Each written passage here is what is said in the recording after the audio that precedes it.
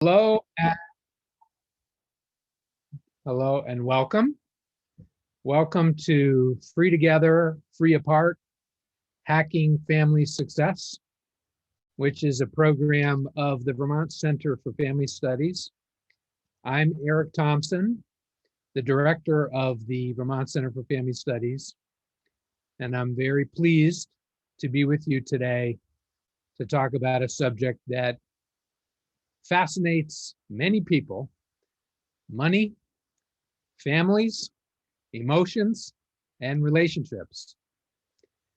Uh, and I'm very, very pleased to have as my guest today, Mariana Martinez. And I'd like to introduce her a bit to you before we start chatting. So Dr. Martinez is a faculty member of the Bowen Center for the Study of the Family, which is a very precious institution. It's a place that houses a body of knowledge that was discovered, you could say, codified by Dr. Marie Bowen, taking a complex adaptive systems model and applying it to the human family. He started doing that in a very disciplined fashion in the early 50s, and the body of knowledge is still alive, although he passed away in 91. And it's just as relevant as it was in 1950 right now. So it's a precious body of knowledge that we here in Vermont have devoted ourselves to keeping alive and exploring and understanding better in order to fulfill our mission, which is very simply to strengthen families and communities. So I'm glad you're here with us because you probably care about the same sort of thing, and you're interested in strengthening families too. So Dr. Martinez is a faculty member at that institution, which is not it takes a lot of work to achieve that. You have to be very, very serious in your studies and in your teaching, and you have to learn to apply it deeply to your own life and to use it to help other people in order to achieve that position of faculty. Well, then she just went on and kept going and said, flopped out of the clinical profession world over into what she's doing now, a vice president for private banking with Wells Fargo, specifically helping families of wealth negotiate complex challenges using this body of knowledge. The last thing I want to say is I've noticed about my colleague, Dr. Martinez, over many years, that she's very careful in what she does. And when we had our prep for this, she listed 14 different points, which it could definitely take us more than an hour to get through. But they were all very interesting, and I'm looking forward to giving you the opportunity to learn from her. So welcome, Mariana. Thank you, Eric. Yeah. Yes, we won't go through the 14. You'll choose what you want to address. We'll choose together. So we're going to have an interaction here for you folks. So you'll let you listen to it for probably about 20 minutes. And then we're going to give you a chance to break out into groups of 3 and reflect on what you've heard and think out loud together in small groups. And then we'll come back and give you a chance to interact with Mariana. Mariana, one thing I didn't mention in my introduction of you is that you were from Mexico City. And as we were talking, preparing for this, I shared with Mariana my love of the film Roma, which was, internationally celebrated. Those of you who saw it are nodding because it's an extremely beautiful work of art. And Mariana said that not the details of the story, but the atmosphere of it. Is that correct? Resonated with you? Right, right. Yeah. It really shows in a very detailed way, I think, and realistic way, how many of the families, middle class families, lived during those years. So. Yeah. I'm tempted to talk more about it, but I hate that thing that my kids do where they talk long and on about a movie I didn't see. So if you haven't seen Rome, I highly recommend it as a family story also. But yeah, so you grew up in Mexico City, and you told me that you were a teacher in your initial journey in your career. You want to say a little bit about how that shaped you, Mariana? Sure, sure. And we got into that at the end of our preparing conversation, and you found that interesting. And me too. I was trained as a Montessori teacher right off high school. I went to Italy for a year, and I was trained with one of the disciples of Maria Montessori. So it was my first experience of getting close to an idea. As close as I could from the originator of that idea, and I think it really makes a difference. And probably that's something that resonates when I went to the Bowen Center. I didn't meet Dr. Bowen, but I feel that I got as close as I could to those original ideas, and I keep going back to the original texts. And for me, that's very important. So I was trained as a preschool or you know Montessori teacher, Casa dei Bambini, they call it, from 3 to 6 years old. And I've been teaching on and off in my life. It has been a passion of mine. And but what I like the most about that, more than the method itself, which is great, is the philosophy of human beings behind the Montessori method. That is a philosophy that's grounded on the conviction that people grow from within, that you have to give them space to grow, that the context matters, and that it really has an impact in how the person evolves at the end of the day. So again, ideas that resonate with Bowen theory, which is the importance of the context and how we adapt to that context. And it's not necessarily about who we are unchangeable in each situation, but how we adapt to different moments and to different people and groups of people. Not so much about who we are, but about how we adapt to the important context that we're in. Yeah? Yeah. I follow you? I mean, there is a who we are, of course. Sure. We're not Pavlovian here and just responses to stimuli, but the context is very important. And one cannot, let me put it this way, one cannot understand anybody without understanding the context where they're in.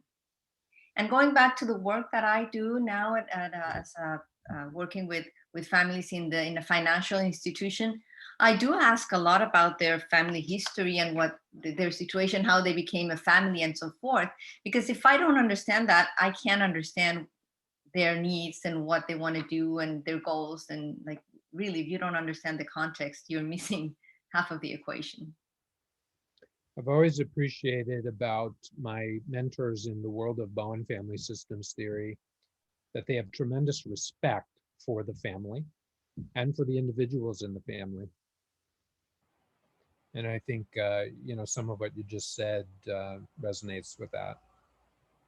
So Mariana, what are you learning about money and families? Yeah, I love that question. That's why I accepted this invitation, because I love the question. What am I learning? Not what there is and what we know, and like just what's the process of getting to know the challenges and what these families are up against when dealing with their financial life. And the first thing that got my attention is the fact that there's such a variability within the families that I work with in terms of functioning. There are they all share the high level of wealth. They all have substantial wealth. That's like I can only work with that group of people. Now within that, there's so much variability in functioning. There are those who are have lots of symptoms, that are disorganized, that are reactive, that just cannot collaborate. And then there are others on the other end that can't do all that, and they have a vision for the future. They have goals. They are able to communicate those to different generations. So just the variability was so interesting, because in my life as a clinician, I had the chance of working with very dissimilar situations where families are and find themselves. For example, immigrant families. I mean, I cannot think of a situation that is most remotely different than these wealthy families and these immigrant families that come to the country with nothing and not even papers to be legally in the country. So, and within those families, I also found that variation. So it's not about the amount of money or the resources you have, it's how you respond to the challenge you are facing. And I think that we find that variability in whatever context. So that's one of the first observations that I've had. Mariana, would you, what would you say about the correlation between wealth and functioning, Mhm. emotional functioning, let's say, in families? Yeah, I think there is, and it can be a marker of high level of functioning. For example, when you are facing a family, and again in the clinical setting, for example, you want to know their financial history, and that can reveal some of the ways in which they react and respond to life. But just having financial success per se is not necessarily the answer. It's how you got there, how the rest of the family is doing around that, what you're doing with the money. For example, if you have a family that I'm thinking of a concrete family that created wealth very quickly, and they changed their lifestyle very quickly too. For me, that speaks to less stability and less ability to know where they're going, why they're doing things, what's important for them, because there's more malleable,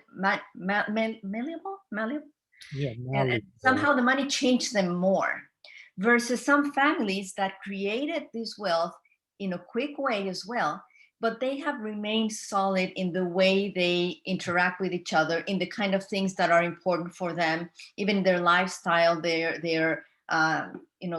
the things they buy and they enjoy are not dramatically different, having money or not having money. So I think that stability can speak more about the functioning than the financial success itself.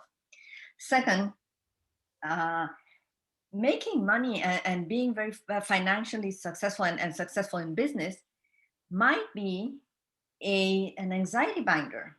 So that's another thing that I find in some of these families. That is the matriarch or patriarch who's having this successful career and creating a lot of wealth, while the rest of the family is functioning very poorly, and the relationships are not strong, are conflictual, etc. So that makes me think that this activity is binding the anxiety in a way, so the financial success itself doesn't speak to the high level of functioning as an individual emotionally, as you put it. Mariana is just sharing with us one of the very profound ideas in bone family systems theory, which is that behavior, symptoms, lots of things can function as an anxiety binder. I would love to hear you try to explain that to our audience, some who are not deeply familiar with Bowen theory, others who are. What is this idea of an anxiety binder, and how money or wealth or success even might be in some ways an anxiety binder? Okay, let me give you an example of an everyday life. Yeah. When my daughter, who is 22, she just moved to New York for her first job, and Yeah. mom is very concerned and afraid and scared about her baby being in New York all by herself.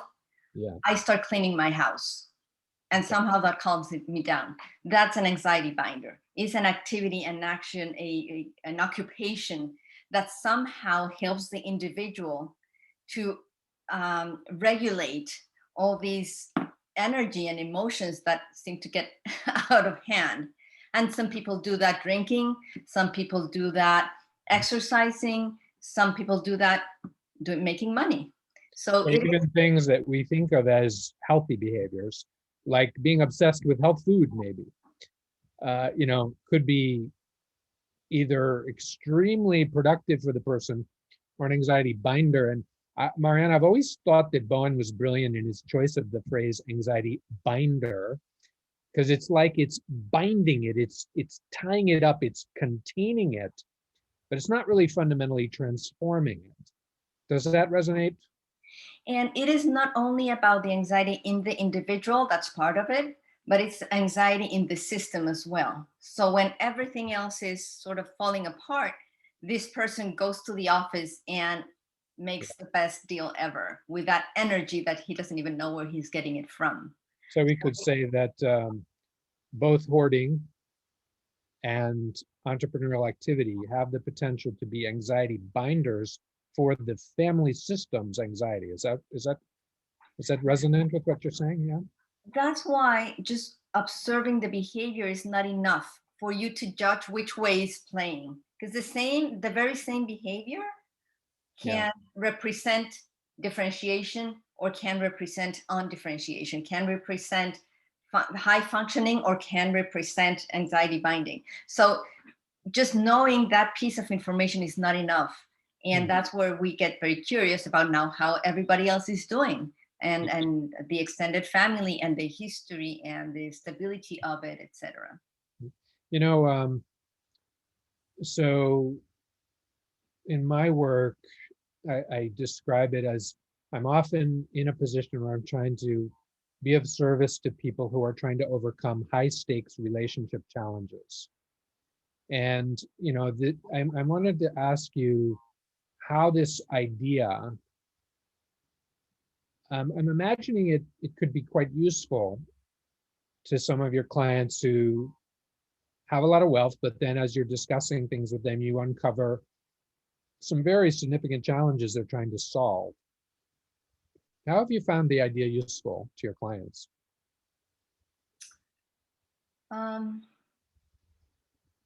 So I don't think I got I got your question. So rephrase it for. Well, to put it more simply, um, what do you find useful?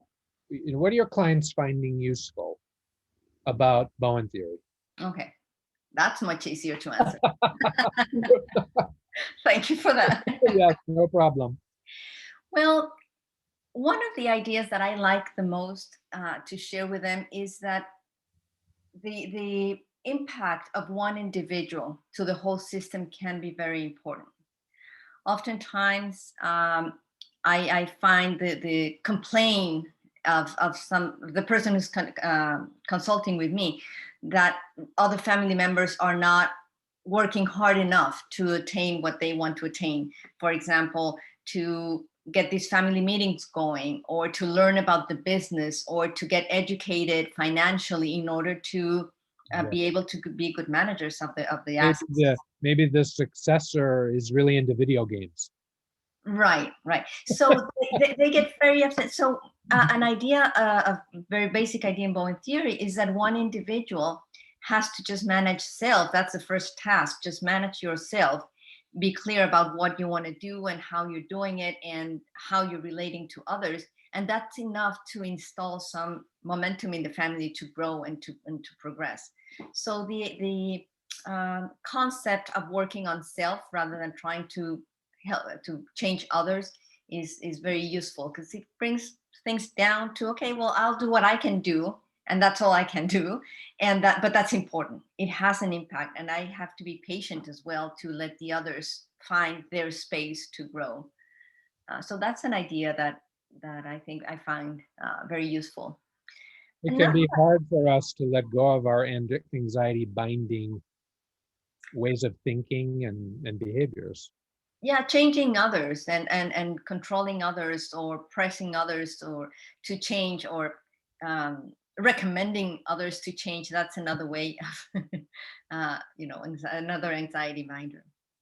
Another idea that I think is very important in this context of family wealth is the idea of the long-term view, and versus the short-term view and the short-term decisions that are guided to relieve the anxiety of the moment, versus decisions that might be uncomfortable in the present, but that are better in the long run. Yeah.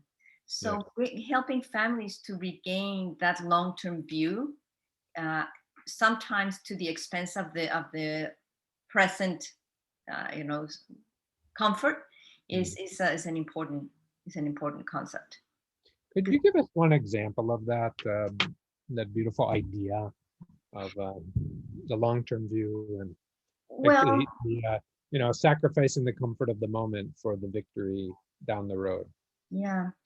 I'm thinking of a client, a couple that were telling me that they have 3 children, and they get distributions, yearly distributions to each of from the business, and that the one of the children was being irrespectful of them and not relating in the way that the family thought was, adequate, etc. So they decided to stop those distributions, and say, well, we're gonna wait until we see if you are worth of these that we are giving to you. This is not yours. This is us who's giving this to you for your benefit, but we don't think you're making good use of it, etc. So of course they're concerned. Of course they don't like to see their son living in a very tiny apartment, barely furnished, and not to the standards they are used to. So they have to deal with the uncomfort of the moment, because they think that in the long run that's a better message for their and they're not willing to do something that is going to perpetuate some behavior. So that's an example. That looked to you like a pretty thoughtful leadership move by the parents in that case. Right. And I yeah, mean, that's a good one. people sometimes talk about this as tough love and all that, but I think this goes a little deeper. But because it's not about changing the other, it's about deciding, I'm not willing to do this for you, because this is not this is a decision that I have. It's not that I'm punishing you so you change. That's And the fine art of it, huh? yeah, yeah. Um, Another one, very, yeah, very go ahead. clear, is, for example, when they decide to write a prenup agreement, which is an agreement where the in-law that is coming into the family signs a certain document, so they don't own the money that belongs to the partner, and there's it's a legal thing, etc. So if they are really convinced that that's the way to protect their assets for future generations, they have to go through a very uncomfortable set of conversations with the daughter or son and the new in-law. And it might create a lot of tension, but if they are convinced that in the long run, that's better for the whole family, they have to go through that uncomfortable situation. Could you share any observations you made about the art of having a productive conversation with a future in-law about a prenup like that? How do you do that well? Right. And I think it's about stating the goal that you are pursuing with something like this, really being transparent about what is motivating you as parents, as the first generation, to do this, what is intended to accomplish, Hmm. and what is not. So being able to articulate that in a way that doesn't come across as you know judging the other person, or is I don't have trust in you, and it is very difficult. So you have to be very clear about how you're thinking about it and how you communicate your thoughts. I would think that the art of creating a high quality relationship prior to the discussion with the future in-law would also be part of the victory. And there's a lot of tools in bond theory for creating what we call a person-to-person relationship. And that's a beautiful thing for any mother-in-law or father-in-law to have with a son or daughter-in-law. Mariana, Let me just complete that in yeah, the yeah, sense sure, that, sure.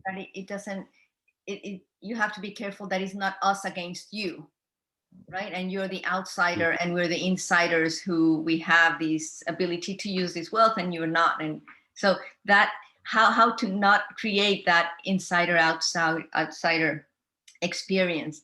And but some people are very capable of doing this. I just had a conversation with a young woman who's now like maybe 5 or 6 years into the marriage, and she went through the prenup. I mean, she was the outsider, if you will. She didn't like it at the beginning, but now that she's having children, she understands and appreciates that was put in place, and the way, despite the difficult message that the parents needed to convey, it was done in such a way that she could hear it over the years.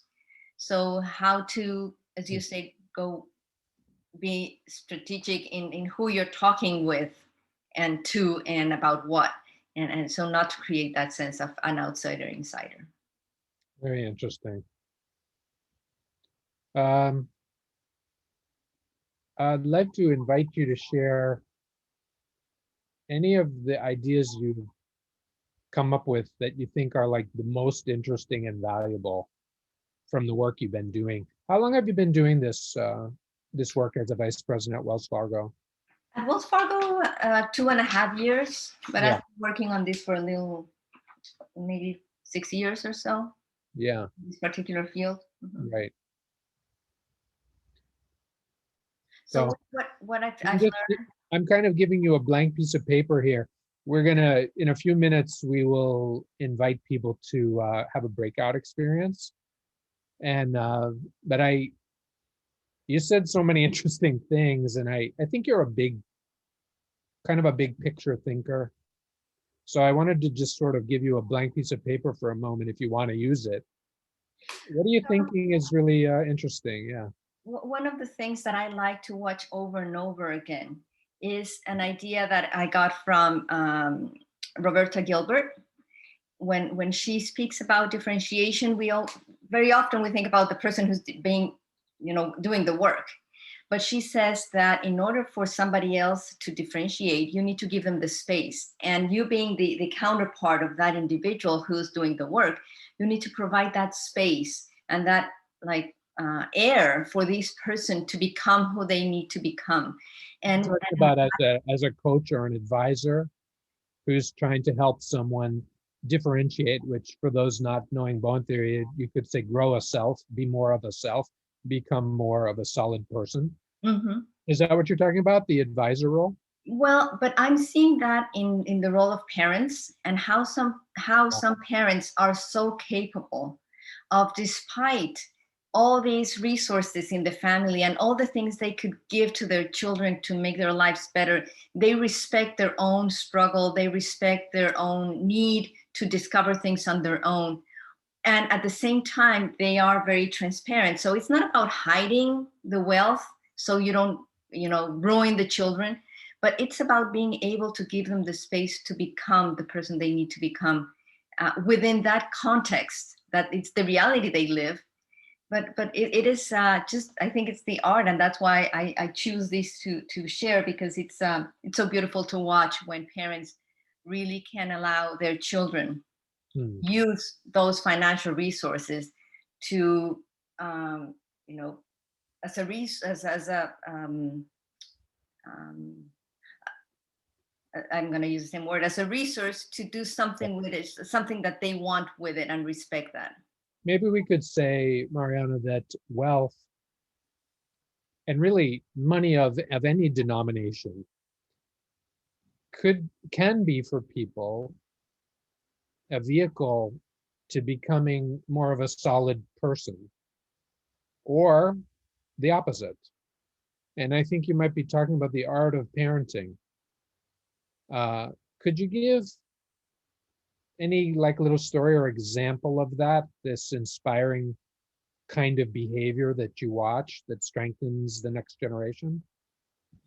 Well, when there's a family business and the parents not only not encourage, but allow the young person to go out and do their thing, and experience being an employee somewhere else, and to really think if they want to come to the business, and at the end they might come or not, but you're giving them the space without the burden of, hey, you're part of this business, you need to come and work here. So allowing them if they wanted to. And respecting when they don't make it as far as they would have expected, and just continue being a parent without that judgment. Yeah, you said it earlier, the art of living with your expectations that you have for your offspring or your wife or your sister. How do you live well with that? And I think most of us know that expectations are very stimulating to other people. They can smell your expectations of them. Mm-hmm. And I think sometimes in marriages, the expectations are actually fertilizing the very behavior that I don't want my wife to have. Like I want my wife to be more confident, for example. Well, that makes her less confident, Mm-hmm. et cetera, et cetera, et cetera. Yeah. So, but I think that everything comes back to the person, like the individual, and looking inside and knowing what you want, how you want to do it. Um, it's just that it's nice to see these stories of people that work very, very hard. Like I'm thinking of a person that began as a truck driver, and then he grew in the company that he was, and then he ended up being the CEO of this big company, and then owning it, I said, how did you do this? And he said, well, the ladder grew under me. It's not that I just conquered the world. I was lucky, and circumstances were that I ended up in this position. And when I hear people talking about giving chance and destiny and luck the role it deserves, I like it, because I think that makes them more humble and human, and say, well, yeah, I accomplished all this, but it was not only through my own making, but I was in the right time. Talking about context, as we were talking at the beginning, I was at the right time, the right moment, and I just grasped the opportunity. But it's not all about me. Yeah, that appreciation for the value of luck may be one of the markers of a wealthy person who is on that higher end of maturity that you were describing earlier. So one thing I like is I want to highlight before we give people a breakout opportunity here is how you've told stories that relate to giving people space, treating people with tremendous respect, not being obsessed with controlling people. And then at the other end of the spectrum, your earlier story about taking very clear positions that may make the other one uncomfortable. I meant making other people uncomfortable at times for a long-term outcome. Mm-hmm. So I'm really happy that we're going to have a little bit more time to talk to Mariana. Actually, I'm thinking I'll give people about a 7-minute opportunity to break out. Just before we do that, I want to tell you really quickly about some things that are coming up.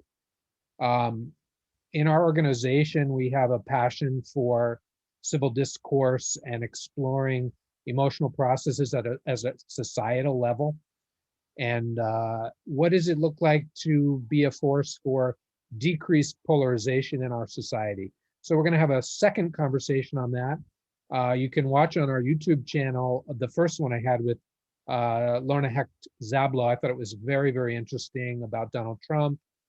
And we're going to have another one with her again, an ongoing conversation, and also Dave Galloway is a good thinker from Vancouver.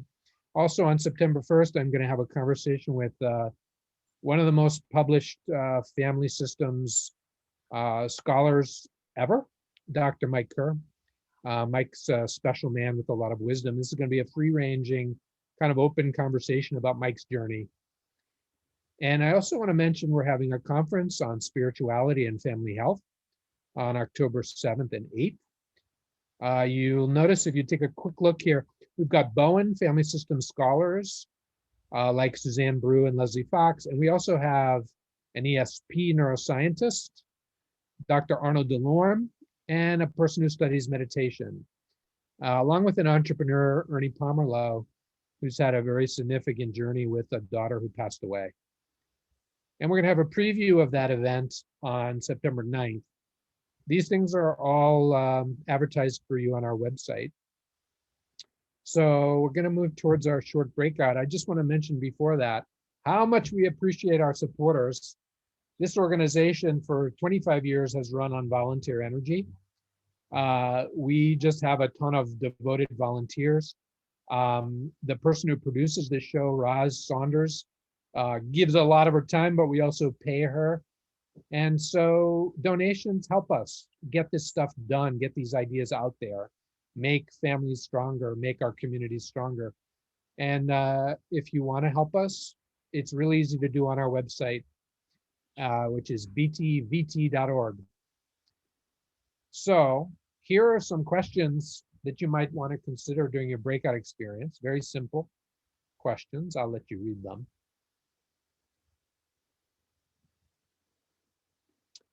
And here's my suggestion for making it efficient. It's not really about meeting each other. If one just don't introduce, just somebody wants to just jump in and say, well, here's what I'm thinking. And the others listen and speak for a few minutes and then let the other one speak. It's really mostly, the purpose here is mostly to give you an opportunity to try to articulate your own thinking, which is a critical component of learning. And so with that, I'm going to stop sharing and use the breakout function here. If you just give me a moment. And it's going to be about 7 minutes, not very long.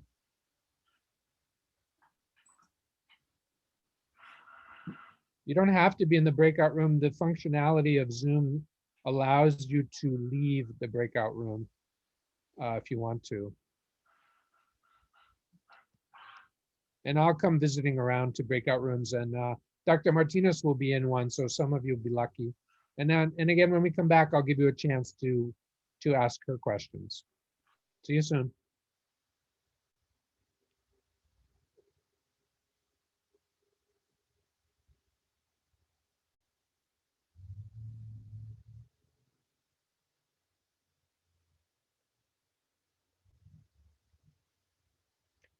So let's see here. I'm going to quickly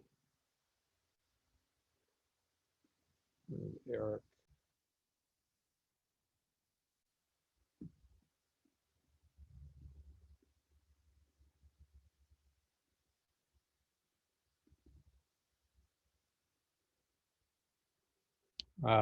As you're coming back, I'm going to just say a few more things, and then I'll ask Mariana what was interesting to her in her.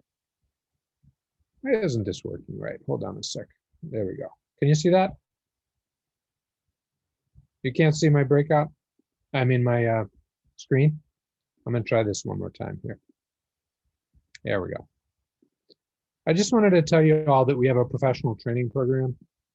I think it's a really great place to explore these kinds of ideas and the behaviors that flow from them. You can apply now for our program, which starts in the fall. And we also have a scholarship available through the generous sponsorship of one of our donors, Ernie Pomerleau, for people who work in nonprofit organizations. So if you work in a nonprofit, or if you know someone who does, you could tell them about this scholarship opportunity. Doesn't cover the full cost, but a good portion of it. And I'll skip that slide and I'll skip that one. Okay, so welcome back. Mariana, how was the breakout discussion? I can't hear you right now, you're muted. Yeah, there. Don't we all have the same questions? I love it. I think both Janice and Joanna, they address questions that I still have. So yeah, let's keep watching. Yeah, there's that humility that is the quality of an open mind.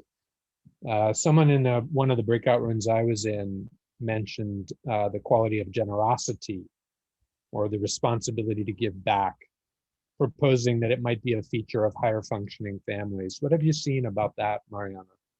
Yeah, well, again, the whole spectrum. there are those who, because they are so anxious about this pot of money that they have, they want to give it away just like that. I don't want any of it. I'm just going to give it away, everything. The other spectrum is I'm going to keep everything. But I think just giving and keeping is, again, a way of looking at how people are relating to these resources that they have in front of them. And they're in the middle. In the middle are the ones that are a little more thoughtful. They say, okay, I need this portion for myself because I'm very clear what I like and how I like to live. There's this portion to give back to the community because I recognize that I'm not alone in this and that I'm in this position because I'm supported by a community. I want to look multi-generationally, and I'm saving this for future generations in my family. So there can be a thoughtfulness in giving, and there can be just a reaction in giving. All right. I would like to welcome any of What you. do you laugh? What made you laugh? Oh, I was laughing with sort of enjoyment of how complex life is. And it is enjoyable, the complexity of life. You know, it's one of the delights of life that if you can get beyond simple answers and get fascinated by the more root cause. And, you know, I'm just going to say Murray Bowen was had a profound penetrating insight below the surface of what's going on with us and our families. So that's why I was laughing.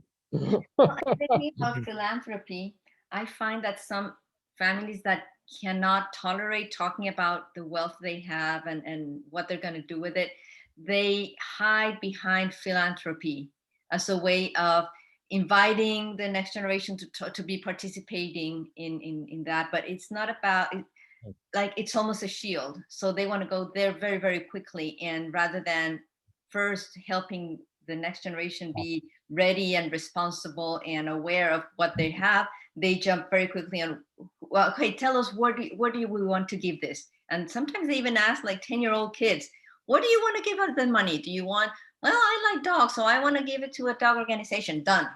And they sometimes operate at that level. Huh. And that's a shield in my way, in my view. What are they shielding? I think that the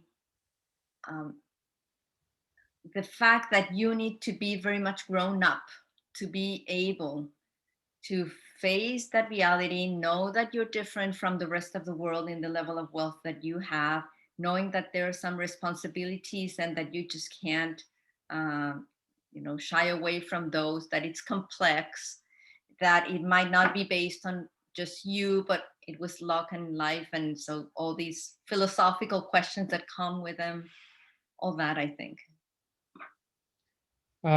So I want to welcome anybody on the call now to raise your hand or just unmute yourself. And if you'd like to ask Dr. Martinez a question or share a thought, here's your chance.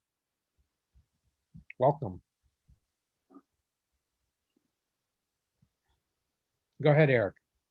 Hi, hi, Mariana. Your talk about prenups got me thinking about the prenup itself and that everything associated with having a conversation about that as an anxiety binding mechanism. And I'd never thought about it that way before. And I don't even know if I'm on target with that or not. But that's what's going on in my head in terms of viewing that as the prenup as an anxiety binding mechanism. Does that resonate at all? Well, I think it could, depending on how you go about it. I think that the prenup is neutral.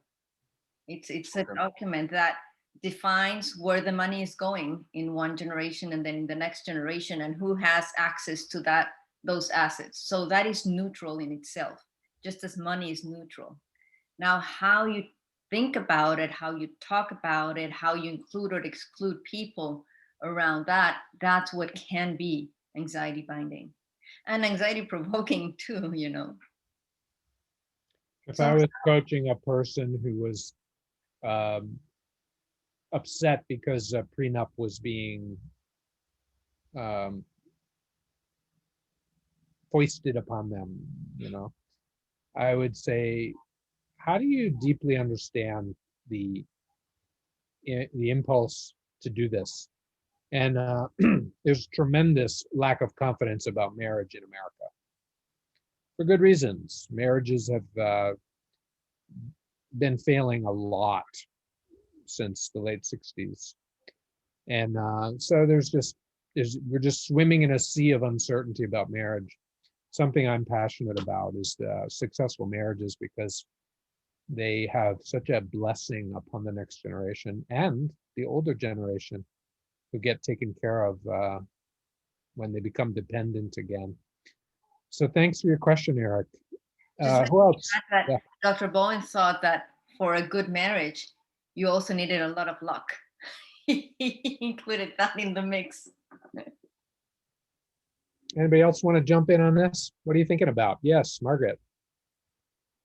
Yes, I'm thinking about this phrase, that recommending others change is another anxiety binder. And we often have opinions about other people's relationship with money in my context, which is church congregations. We want people to have a different relationship with their money, and more spiritual relationship. We want them to give money, and we're anxious. Congregations are anxious about survival, so a lot of a lot gets going there in relationship between leaders and church members. So that's just what I've been thinking about. Margaret, I know you've done a lot of work on this, and do you have a book on it? I do, yes. What's it called? It's called Money and Your Ministry, Balance the Books While Keeping Your Balance. Thank you. And speaking of, products, like, I just wondered, Mariana, if anyone watched this down the road on YouTube and they wanted to work with you, what would they have to do? What do you mean work with me? Oh, suppose they said, look, I really want to talk to her. I want to talk to her about my situation. I'm a person of wealth and I want to talk to her.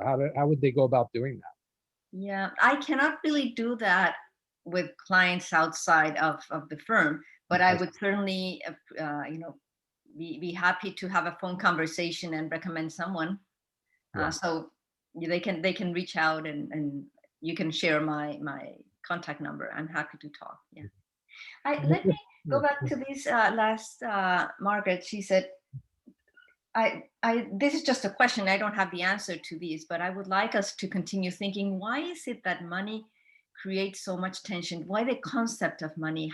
What about money, a resource? If we compare it to other kind of resource, maybe food in other contexts, would that create the same type of conversations and reactions? So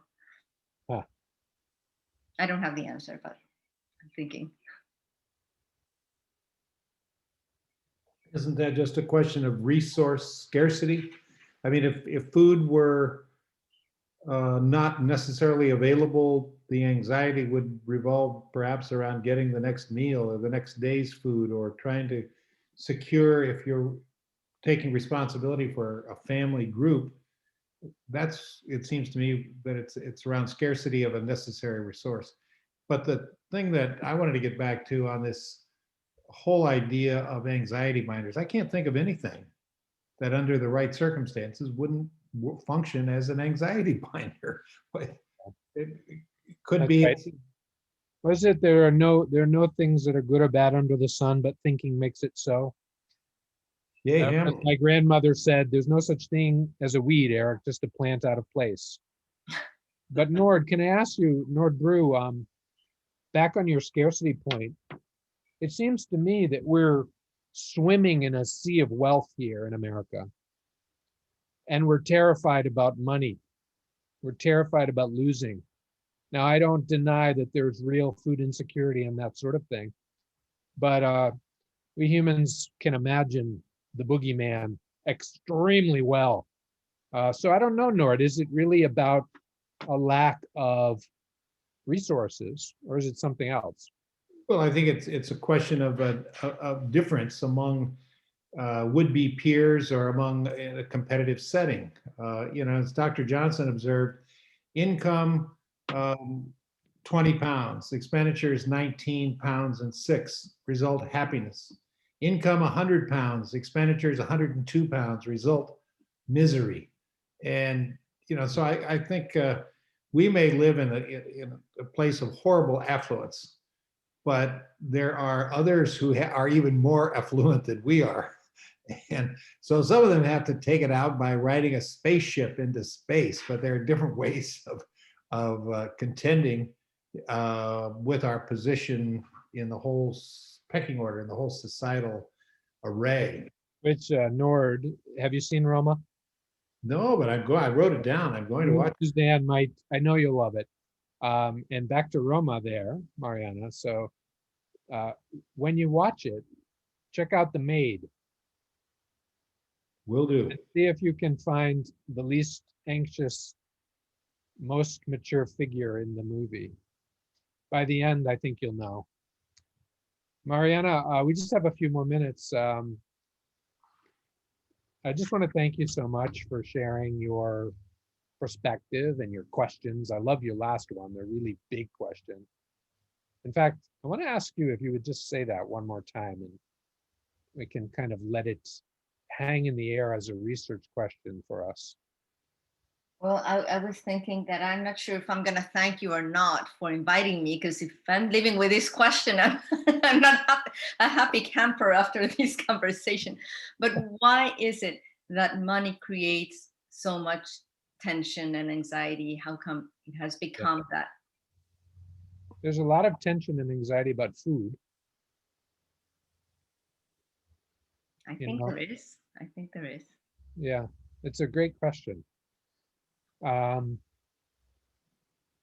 I'll stay with. So we have another minute. I just want to express again how much I appreciate those who support us. Not only does it allow us to do things like this, it's inspiring. It gives me energy when I get a donation, even a little one. It's like, it's a signal, like, keep going. And I know that our producer, Roz Saunders, who is on the call and does all of this, feels the same way. And so does our board. So it's tremendously inspiring. Thank you. Well, Mariana, I'm not going to feel good unless you thank me at the end. I'll think about it.